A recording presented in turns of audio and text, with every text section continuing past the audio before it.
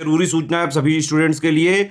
Study for civil services का Android app Google play store में आ चुका है, उसको प्लीज तुरंत इंस्टॉल कर लीजिए। और अगर आप स्टडी फॉर सिविल सर्विसेज के सिर्फ ऐप से कोई भी कोर्स, कोई भी पीडीएफ परचेज करते हैं तो उसमें अप्लाई कूपन, अगर आप ज्ञान सर जो है आप उसमें अप्लाई करते हैं, ये कूपन कोड है, तो उसमें 20% फीस तुरंत माफ हो जाएगी। मतलब 20% डिस्काउंट तुरंत उसमें लग जाएगा। ज्ञान सर लिखना है, नॉर्मली ज्ञान सर स्मॉल लेटर में है सब कुछ, कोई स्पेस नहीं, कोई कॉलम नहीं, सिर्फ ज्ञान सर GYANSIR। इस तरह से अगर कूपन कोड लगाते हैं आप ऐप में बाई करने से पहले, जो अप्लाई कूपन वाले में आता है, तो 20% का डिस्काउंट तुरंत मिलेगा। वीडियो देखिए। नमस्कार दोस्तों, अपने आर्टिकल की रिवीजन सीरीज़ में आपका स्वागत है। तो हम लोग ने एक नई चीज़ शुरू करी है, सारे पॉलिटी के इंपॉर्टेंट आर्टिकल करेंगे, है ना। तो जितने पेपर में आते हैं वो मैं सब आपको करा दूंगा, परेशान होने की ज़रूरत नहीं है। 10 से 15 क्लास में सब हो जाएगा। बस आपको डेली 10 से 15 मिनट इस वीडियो का जितना भी बनेगा, 5 से 10 मिनट, आपको उसको डेली रिवीजन करना है। तो कल मैंने एक लेक्चर डाला है, आर्टिकल आपको 1 से 11 कराया था। तो चलिए पहले इसको रिवीजन करते हैं। आज 12 से 22 आर्टिकल करेंगे, ठीक है। 22 तक करेंगे हम लोग। डेली 10 आर्टिकल ही कराऊंगा, उससे ज़्यादा नहीं कराऊंगा, ठीक है। आप देखेंगे फिर जैसे ही 10-15 क्लास होंगी आपको सारे इंपॉर्टेंट आर्टिकल लर्न होंगे जो एग्जाम के लिए रेलिवेंट होते हैं। तो चलिए लेक्चर को शुरू करते हैं। तो कल का पहले रिवीजन कर लीजिए। आर्टिकल 1 क्या कहता है? संघ का नाम और राज्य क्षेत्र, यानी name and territory of the union. Article 2 कहता है नए राज्यों का प्रवेश या स्थापना। नए राज्यों का प्रवेश मतलब जो राज्य बने नहीं है, भारत में नहीं थे, जैसे सिक्किम है ना, एग्जाम्पल से आप याद रख सकते हो, तो वो आर्टिकल 2 के तहत बना है। और ऐसे ही आर्टिकल 3 जो है, 2A नहीं याद रखना है, कट गया है। आर्टिकल 3 कहता है नए राज्यों को बनाना जो ऑलरेडी बने थे, जैसे तेलंगाना आंध्र प्रदेश से काट के बना, ऑलरेडी एग्जिट करता था ना तेलंगाना। राज्यों का नाम चेंज करना है, बाउंड्री चेंज करनी है, तो ये सब आर्टिकल 3 के तहत होगा, ठीक है। और आर्टिकल 4 कहता है कि 2 और 3 में अगर परिवर्तन होगा, ठीक है, मतलब आर्टिकल 2 और 3 में परिवर्तन होगा तो शेड्यूल 1 और शेड्यूल 4 में भी चेंजमेंट करना पड़ेगा, ठीक है। चलिए, ऐसे आर्टिकल 5 आपको याद रखना है, citizenship at the commencement of constitution, ठीक है, यानी संविधान के प्रारंभ में नागरिकता। 6 और 7 आपको नहीं याद रखना है। 8 कहता है जो POI होते हैं, मतलब पर्सन ऑफ इंडियन ऑरिजिन होते हैं, PIO माफ़ कीजिएगा, पर्सन ऑफ इंडियन ऑरिजिन, जो भी भारतीय मूल के बाहर रहते हैं उनके क्या अधिकार होंगे भारत में, ठीक है। मान लीजिए जैसे कोई भारत का नागरिक है, वो बाहर रहने लग गया है, तो उसके क्या क्या अधिकार होंगे, ये आर्टिकल 8 में दिया है। आर्टिकल 9 कहता है नो ड्यूअल सिटीजनशिप, मतलब दोहरी नागरिकता नहीं ले सकते आप, ठीक। आर्टिकल 10 कहता है नागरिकता के अधिकार का बना रहना, कंटिन्यूएशन ऑफ इंडियन सिटीजनशिप या राइट्स ऑफ सिटीजनशिप। और आर्टिकल 11 बहुत ही आसान है, कहता है संसद के पास अधिकार है सिटीजनशिप के तहत कोई भी कानून बनाने का। 5 स्टार क्वेश्चन है ये, आर्टिकल इस बार पूछ सकता है। ऐसे ही आर्टिकल 12 जो है, आर्टिकल 12 वो डेफिनेशन ऑफ स्टेट या परिभाषा देता है राज्य की। तो इसमें बहुत ही वेग टर्म है ये स्टेट। इसका मतलब क्या है? स्टेट का मतलब ये जो जैसे उत्तर प्रदेश, मध्य प्रदेश ये होता है, नहीं। स्टेट का मतलब होता है जितनी भी गवर्नमेंट बॉडीज़ होती हैं, है ना, जहाँ भी गवर्नमेंट का पैसा लगा हुआ है। जैसे आप ये मानो MP जो है होते हैं मेंबर ऑफ पार्लियामेंट है, हमारी पार्लियामेंट है, लोकसभा जिसको कहते हो, विधानसभा है, राज्यसभा है, जितनी सरकारी चीज़ें हैं, रेलवे है, एग्जीक्यूटिव बॉडी जितनी है, मतलब कहने का है स्टेट का मतलब ही हो गया सारी सरकारी चीज़ें, ठीक है। कहीं पे कुछ प्राइवेट भी हो जाती हैं जहाँ पे गवर्नमेंट का इन्वॉल्वमेंट होता है, तो ये लोग आपके फंडामेंटल राइट नहीं छीन सकते। तो स्टेट मतलब एक तरह से सारी गवर्नमेंट अथॉरिटी होती है, ठीक। आर्टिकल 13 कहता है कोई भी कानून ऐसा नहीं बनाया जा सकता जो हमारे फंडामेंटल राइट को छीन ले। अगर कोई कानून ऐसा है जो हमारे फंडामेंटल राइट को छीनता है तो उसको तुरंत नल एंड वॉइड कर दिया जाएगा, है ना। तो इसी को लेके आर्टिकल 368 से बहस भी चढ़ गई थी, क्योंकि आर्टिकल 368 में तो दिया है कि फंडामेंटल राइट को अमेंड किया जा सकता है, और आर्टिकल 13 कहता है कि नहीं, फंडामेंटल राइट को अमेंड नहीं किया जा सकता। तो यहाँ पे केशवानंदा भारती केस आया था 1973 में, अगर याद हो आपको, केशवानंदा भारती केस। उसमें क्या था कि ठीक है, आप आर्टिकल 13 के तहत भी फंडामेंटल राइट को 368 के तहत कर सकते हो, पर बेसिक स्ट्रक्चर जो है, यानी मूल ढांचा जो है उसका, बेसिक स्ट्रक्चर वो चेंज नहीं होना चाहिए। तो इन शॉर्ट आर्टिकल 13 आपको क्या याद रखना है? ये याद रखना, मूल अधिकारों से असंगत या उनका अल्पीकरण करने वाली विधियाँ, लॉ इनकंसिस्टेंट विथ और in derogation of fundamental right shall be null and void, ठीक है। तो कोई भी अगर लॉ का मतलब जो पार्लियामेंट बनाती है, लॉ का मतलब जो प्रेसिडेंट ऑर्डिनेंस पास करता है, यही काम राज्यों में भी हो सकता है, जो राज्यों की विधानसभा बनाती है, गवर्नर ऑर्डिनेंस पास करता है, ये सब कानून है। अगर कोई भी कानून हमारे फंडामेंटल राइट को ही छीन लेगा तो उसको नल एंड वॉइड कर दिया जाएगा। कैसे? बाय सुप्रीम कोर्ट उसका जुडिशियल रिव्यू करेगा, है ना। तो जो जुडिशियल रिव्यू है, न्यायिक समीक्षा है, न्यायिक समीक्षा वो आर्टिकल 13 में आती है, ठीक है। तो सिंपल टर्म ये है, आर्टिकल 13 न्यायिक समीक्षा यानी जुडिशियल रिव्यू की बात करता है।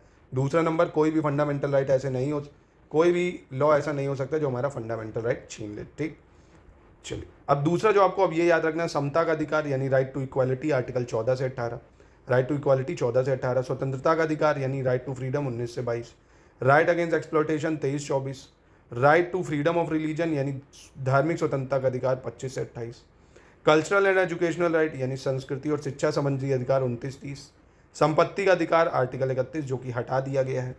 और आपको पता होगा 44 कॉन्स्टिट्यूशन अमेंडमेंट एक्ट 1978 से इसको हटा के इसको क्या कर दिया गया था, legal right under article 300A। अभी मैं इसको आपको कराऊंगा अभी पार्ट 12 में। अभी आप ये रिवीजन कर लो कि जो भी हमारा प्रॉपर्टी का राइट आर्टिकल 31 से हटाया गया था वो 44 कॉन्स्टिट्यूशन अमेंडमेंट से हटा के आर्टिकल 300A में डाल दिया गया था पार्ट 12 में। ठीक है, तो एक बार चलिए फिर से रिवीजन कर लेते हैं हम लोग। राइट टू इक्वालिटी यानी 14 से 18। राइट टू फ्रीडम 19 से 22। Right against exploitation 23-24। Right to freedom of religion 25 से 28। Cultural and educational right 29-30। Right to property हटा दो अब 44 constitution amendment act 1978 300A part 12। मजा आया रिवीजन करके कि नहीं? ऐसे ही राइट टू कॉन्स्टिट्यूशनल रेमेडीज जिसको रिट पावर कहते हैं हम, वो आर्टिकल 32 में। हिंदी में भी देख लो, समता का अधिकार 14 से 18। स्वतंत्रता का अधिकार 19 से 22। शोषण के विरुद्ध अधिकार 23-24। धर्म की स्वतंत्रता का अधिकार 25 से 28। संस्कृति और शिक्षा संबंधी अधिकार 29-30। संपत्ति का अधिकार हटा दो, 300A में डाल दो इसको। और संवैधानिक उपचारों का अधिकार 32। ठीक है, याद रहेगा। Article 12 definition of state. Article 13 judicial review, कोई भी लॉ ऐसा नहीं बन सकता जो हमारे फंडामेंटल राइट को छीन ले। ठीक है, अभी भी लग रहा है भूल रहे हो तो एक बार फिर से देख लो भैया। राइट टू इक्वालिटी बता दो कब आता है भैया। ठीक है, राइट टू फ्रीडम बता दो यानी स्वतंत्रता का अधिकार बता दो। राइट टू रिलीजन बता दो भैया, है ना। तो जल्दी से इसको रिकॉल कर लो फटाक से एक बार, एक अंतिम बार और रिकॉल कर लो। समता का अधिकार 14 से 18। स्वतंत्रता का अधिकार 19 से 22। शोषण के विरुद्ध अधिकार 23-24। धर्म की स्वतंत्रता का अधिकार 25 से 28 में दिया है। संस्कृति और शिक्षा संबंधी अधिकार 29-30। संपत्ति का अधिकार हटा दो, 300A में डाल दो, पार्ट 12 में डाल दो। 44 कॉन्स्टिट्यूशन अमेंडमेंट एक्ट 1978 से इसको हटा दो और 32 रिट्स पावर। ठीक है, अब चलिए आज हम लोग को 14 से 22 को देखना है, इसको देखते हैं। तो देखिए अगेन पहले इंग्लिश में बोलूंगा फिर हिंदी में। ठीक है, थोड़ा पेशेंस रखिए। आर्टिकल 14 इक्वालिटी बिफोर लॉ और इक्वल प्रोटेक्शन ऑफ लॉ, यानी हिंदी में कहें तो विधि के समक्ष समता एवं विधियों का समान संरक्षण।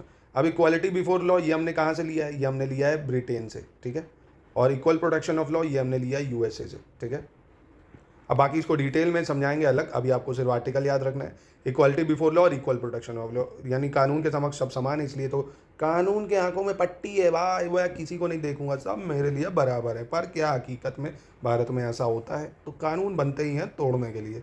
और इक्वल प्रोटेक्शन ऑफ लॉ ये हमने USA से लिया, फिलहाल आर्टिकल 14 में, इतना याद रखो। आर्टिकल 15 कहता है आप किसी को भी डिस्क्रिमिनेट नहीं कर सकते।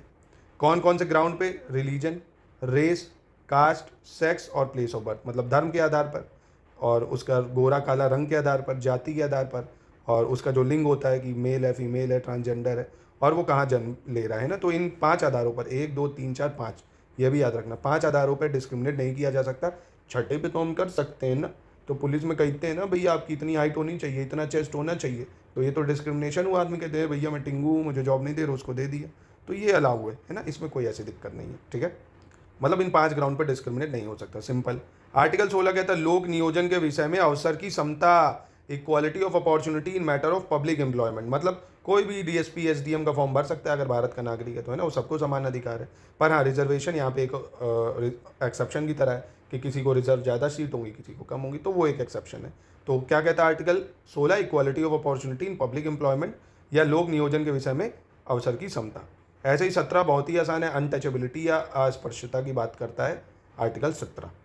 ठीक है, याद रहेगा। आर्टिकल 18 एबोलिशन ऑफ टाइटल से डील करता है, मतलब किसी को ये नहीं कर सकते महाराजा धीराज मोदी जी, महाराजा धीराज अमित शाह, है ना, महाराजा धीराज राहुल गांधी, ये सब नहीं, किसी भी तरह के टाइटल को एबॉलिश करता है आर्टिकल 18। ठीक है, हाँ, सेना संबंधी दिए जा सकते हैं, एकेडमिक दिए जा सकते हैं, जैसे बोलते नहीं कर्नल, ब्रिगेडियर, डॉक्टर, इंजीनियर, तो ये सब अलाउ है, बाकी कोई टाइटल नहीं। अब ये नहीं अपने आगे भारत रत्न मिला तो नाम लगा लो, भारत रत्न सचिन तेंदुलकर, ये सब नहीं हो सकता। ठीक है, आप अपने आगे टाइटल नहीं लगा सकते।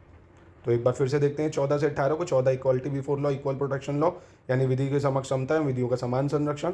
15 डिस्क्रिमिनेशन नहीं किया जा सकता, रिलीजन, रेस, कास्ट, सेक्स और प्लेस ऑफ बर्थ, यानी धर्म, मूल, वंश, लिंग और जन्म स्थान के आधार पर प्रतिभेद। ठीक है, equality of opportunity in matter of public employment, यानी लोक नियोजन के विषय में सबको समान अवसर मिलेगा। 17 अनटचेबिलिटी से डील करता है, निषेध करता है। 18 कि आप किसी भी तरह का टाइटल नहीं ले सकते, एबोलिशन ऑफ टाइटल। ठीक है, आर्टिकल 19 से 22 करते हैं। अब बात करते हैं 19 से 22 की। तो 19 में डील करता है, आपको 19 में क्या मिलता है? आपको मिलता है 19 में फ्रीडम ऑफ स्पीच के जैसे 6 राइट्स। कौन कौन से 6 राइट देता है ये याद रखना। आर्टिकल 19 में आपको 6 राइट मिलते हैं। फ्रीडम ऑफ स्पीच यानी बोलने की आज़ादी मिलती है, ठीक है, freedom of speech and expression. Freedom of assemble, आप कहीं भी जाके इकट्ठा हो सकते हो विदाउट आर्म्स, मतलब हथियारों के बिना, ठीक है। आपको यूनियन बनाने की आज़ादी देता है। फ्रीडम टू फॉर्म यूनियन या एसोसिएशन भी बोलते हैं जिसको, फ्रीडम टू फॉर्म एसोसिएशन, है ना। राइट टू मूव फ्रीली, आप कहीं भी घूम सकते हो, पूरे भारत में कहीं भी जा सकते हो, ठीक है, ये भी याद रखना। राइट टू रिसाइड, आप कहीं भी पूरे भारत में रह सकते हो ना। Right to practice any profession, आप कोई भी प्रोफेशन को फॉलो कर सकते हो, ठीक है, इसको याद रखिएगा। तो हमें ये 6 फंडामेंटल राइट मिलते हैं आर्टिकल 19 के तहत, ठीक है, इसको याद रखना है। आर्टिकल 20 क्या कहता है? अपराधों के लिए दोष सिद्धि के संबंध में संरक्षण। अपराधों के लिए दोष सिद्धि के संबंध में संरक्षण, protection in respect of conviction for offence. अब मतलब मान लीजिए आपके ऊपर कोई अपराध का दोष लगाया गया है ना, तो आपके पास क्या क्या बचने के उपाय हैं उससे, ये आपको देता है आर्टिकल 20, ठीक है, कि ये 24 घंटे के अंदर भैया मजिस्ट्रेट के सामने पेश करना पड़ेगा। तो ये सब तरीके की चीज़ें दी हुई हैं ना। एक ही सज़ा के लिए, एक ही अपराध के लिए 2 बार सज़ा नहीं होगी, ज़बरदस्ती आपके थंब इम्प्रेशन नहीं लिए जा सकते, ज़बरदस्ती आपका बयान नहीं लिया जा सकता, वगैरह वगैरह। तो protection in respect of conviction for offence article 20 में अपराधों के लिए दोष सिद्धि के संबंध में संरक्षण। आर्टिकल 21 भैया बहुत ही ज़्यादा इंपॉर्टेंट होता है, protection of life and personal liberty, है ना, प्राण और दैहिक स्वतंत्रता का अधिकार। अब सरकार, आप देखते हो कहीं भी आप पूरी दुनिया में फंसे हो, अगर आप भारतीय सिटीजन तो सरकार आपको बचाती है, क्योंकि आपके पास राइट टू लाइफ है ना। आप किसी से भी शादी कर सकते हो अपनी चॉइस से, ये आपकी राइट टू लाइफ है, क्योंकि भाई वो लड़की मेरी ज़िंदगी है, अगर वो नहीं मिली तो मैं मर जाऊँगा, तो इसलिए आप मरो ना, सरकार चाहती है, इसलिए अपनी शादी आप अपनी मनपसंद से कर सकते हो अंडर आर्टिकल 21। आपकी प्राइवेसी अगर ख़राब हुई तो आपकी लाइफ भी तो जा सकती है, तो राइट टू प्राइवेसी भी आर्टिकल 21 में ही आता है, ठीक है, ये भी आपको याद रखना है। फिर 21 है राइट टू एलिमेंट्री एजुकेशन, यानी प्रारंभिक परीक्षा का अधिकार, परीक्षा कह रहा हूँ मतलब प्रारंभिक शिक्षा का अधिकार, कि भैया 14 साल के बच्चे को एजुकेशन फ्री होनी चाहिए। ये 86 कॉन्स्टिट्यूशन अमेंडमेंट एक्ट 2002 से ऐड करा गया था फंडामेंटल ड्यूटी में भी और आर्टिकल 21A में भी। तो याद रखना 86 कॉन्स्टिट्यूशन अमेंडमेंट एक्ट 2002 से प्रारंभिक शिक्षा का अधिकार दिया गया है, यानी राइट टू एलिमेंट्री एजुकेशन। 22 कहता है protection against arrest and detention in certain cases, कुछ दशाओं में गिरफ्तारी और निरोध में संरक्षण मिलेगा आपको, ठीक है। 2 टाइप की गिरफ्तारी होती है, एक प्रिवेंटिव, एक प्यूनिटिव, है ना। प्रिवेंटिव में ये होता है अभी आपको कोर्ट द्वारा सज़ा नहीं हुई है, अभी आपको सिर्फ एज अ सिक्योरिटी के तौर पे रखा गया जेल में, और पनिटिव मतलब जब कोर्ट से सज़ा हो जाती है ना। तो फिलहाल अभी आपको आर्टिकल्स याद रखने हैं, और डिटेल में तो वो अलग आपने पढ़ा ही होगा, वो हम बाद में भी पढ़ा लेंगे। तो कुछ दिशाओं में गिरफ्तारी का निरोध और संरक्षण, ये 22 में है। 21 है प्रारंभिक शिक्षा का अधिकार, यानी राइट टू एलिमेंट्री एजुकेशन। 21 आपका right to life and personal liberty, यानी प्राण और दैहिक स्वतंत्रता का संरक्षण। 20 अपराधों के दोष के सिद्धि के लिए जो हमें संरक्षण मिलता है वो 6 अधिकारों की सुरक्षा होती है आर्टिकल 19 में हमारी, वाक और अभिव्यक्ति की सुरक्षा, सम्मेलन, संघ, संचरण, निवास और वृत्ति, यानी हम freedom of speech and expression, assembly, association, freedom to move freely, freedom to reside, freedom to profession, है ना, ये सब चीज़ें। सेना मतलब आप कोई टाइटल नहीं ले सकते। अनटचेबिलिटी आर्टिकल 16, आर्टिकल 16 कहता है equality of opportunity in matter of public employment. 15 कहता है डिस्क्रिमिनेशन नहीं होना चाहिए रिलीजन, रेस, कास्ट, सेक्स और प्लेस ऑफ बर्थ के तौर पे। 14 equality before law, equal protection of law. 13 कहता है कोई भी लॉ ऐसा नहीं बन सकता जो हमारा फंडामेंटल राइट छीन ले, यानी जुडिशियल रिव्यू।